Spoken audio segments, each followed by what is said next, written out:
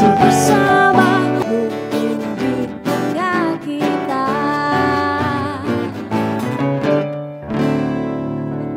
Malam hari ini. Kenapa Anda senang ada orang bermasalah, Bu? Bukan, maksudnya dari masalah ini Mbak Aza mau cerita. Kadang-kadang ada yang nggak mau cerita terus takut terus diem aja. Akhirnya ya udah ditelan aja ruginya. Kamu ingin tahu nggak yang masalah masih ada nggak? Kita tanya Pak Kajari karena muaranya di sini.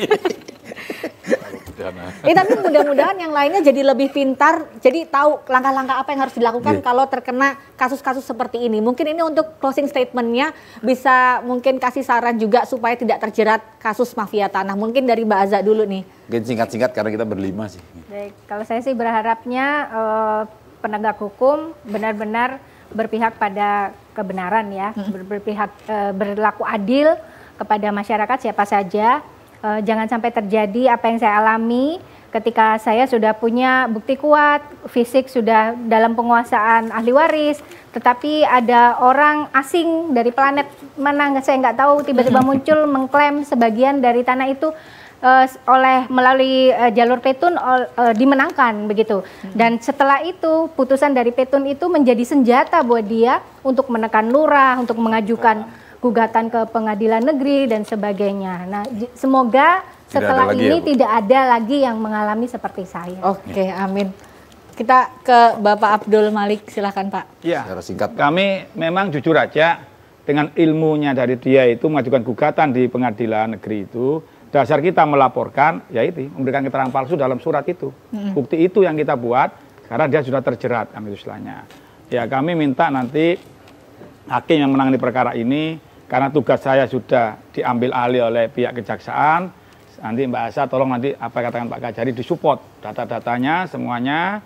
Jadi dasar saya ini karena dia ngajukan gugatan perdata itu memberikan keterangan palsu dalam akte putusan itu, dasar itulah kita buat dia melaporkan. Dan ini nanti akan lagi satunya lagi yang Iksan ini akan kita laporkan nanti karena ini sudah ingkrah, baru ini kita laporkan. Oke, terima kasih. Karena ini sudah punya kekuatan hukum tetap. Oke, baik. Kita ke Pak Marzuki, silakan Pak.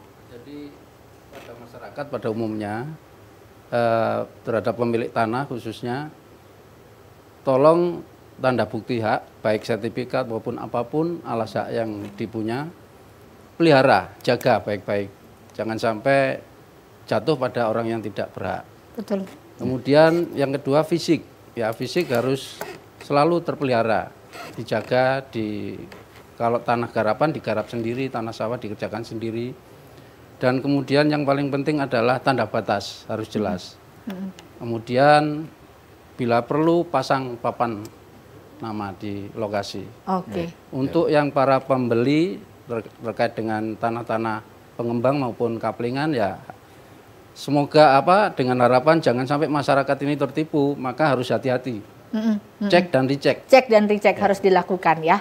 Baik, Pak Jangan Bandi. tergiur murah. Ya, terima kasih. Jadi seluruh masyarakat Sidoarjo jangan mudah ya terkait dengan tanah murah. Ya, banyak tanah murah ternyata persoalan itu masih banyak belum selesai. Ya kita anjurkan jangan mau dengan alasan tanah itu murah ternyata dibeli tanah itu potong. Itu yang pertama. Yang kedua jangan sampai dengan alasan syariah. Tidak ada namanya perumahan itu bentuk syariah.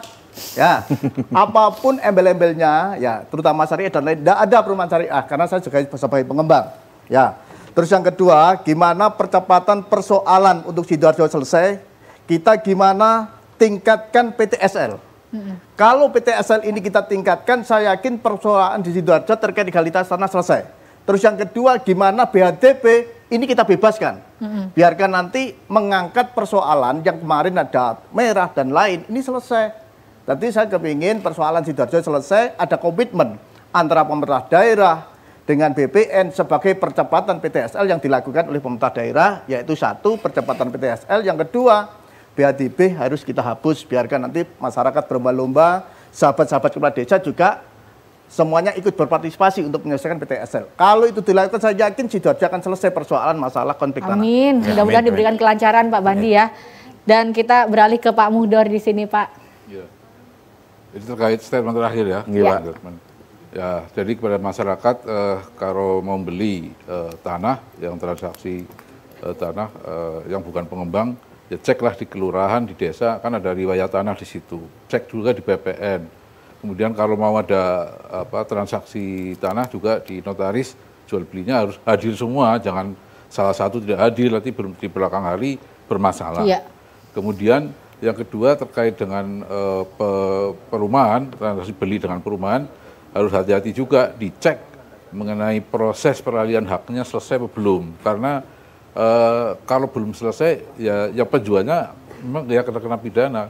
Jadi jual beli perumahan, proses peralihan tanah itu harus sudah beralih dulu, baru bisa dijual-jual. Dulu ya, Pak. Nah, yang banyak terjadi kan prosesnya jual beli belum selesai, ya proses pensertifikatannya mungkin dari hak milik kemudian ke PT jadi HGB belum selesai, sudah dijual-jual, itu sudah tidak pidana sendiri, itu di pasal 154 Undang-Undang Perumahan itu, pasal berapa itu, 154 ya, pasal Undang-Undang nomor 1 2011 itu. Jadi ada ancaman pidana 5 tahun itu untuk pengembang yang jual-jual seperti itu ada.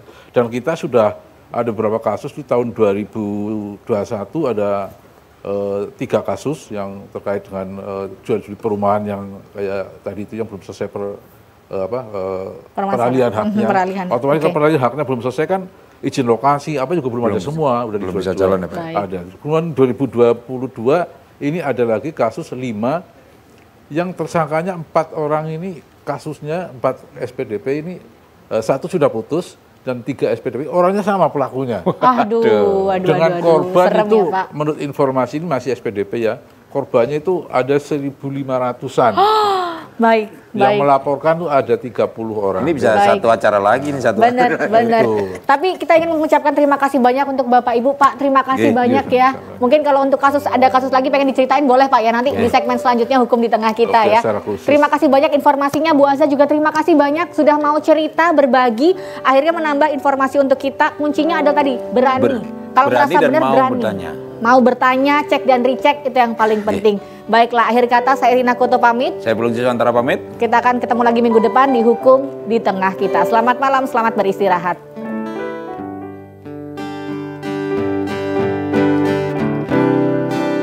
Kita akan selalu